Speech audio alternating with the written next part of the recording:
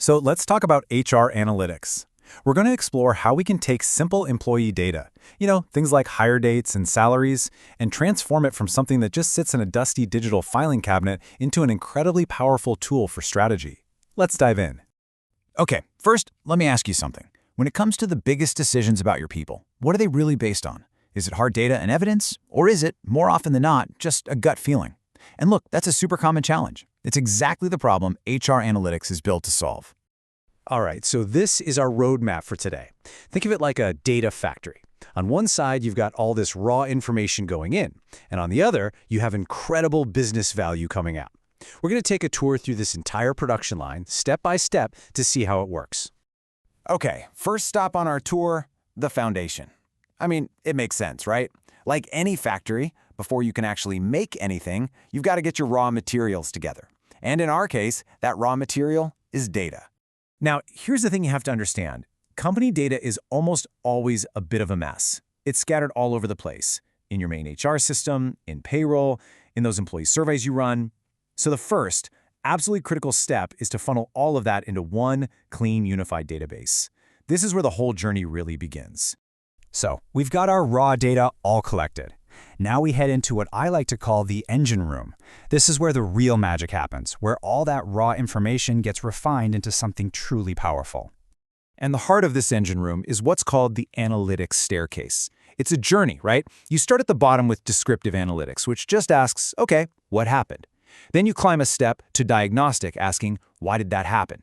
Now, this is where it gets really cool. You move up to predictive analytics, which asks, what's going to happen next? And at the very top, you have prescriptive analytics, which tells us, all right, how do we make the best possible outcome happen? So all that brainy analysis from the staircase, it gets fed right into this machinery here. And its whole job is to take those abstract database records and turn them into concrete, measurable indicators that the business can actually track and really understand. And what pops out on the other side? These key metrics you can see right on the dials. We're talking about things like turnover rate, and that's not just a number. Think about the massive cost of lost knowledge and recruitment that goes with it. Or cost per hire, the true expense of bringing someone new on board, and time to fill. How long do your most important roles sit empty, just bleeding productivity? These are like the vital signs of your organization's health. So, we have our metrics, but let's be real. Numbers on a dashboard are just numbers. Now we get to the part of the tour that really matters. How do we turn those numbers into real, tangible business value? This next piece of the puzzle is all about translation. This is where we take these complex data models and produce actionable insights. It's about turning the math into meaning, weaving a story out of the numbers. A story that leadership can actually understand and, more importantly, do something about.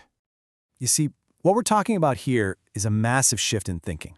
We're moving away from the old way, which was all about intuition and gut feelings, to a new way that's grounded in solid evidence. It's the difference between guessing what your people need and knowing with confidence what they need. And that's really the core of it.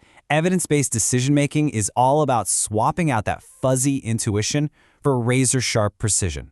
So instead of some generic one-size-fits-all leadership program, you could build a tailored one that actually addresses the real needs. You stop guessing why people leave and start launching retention plans that actually work.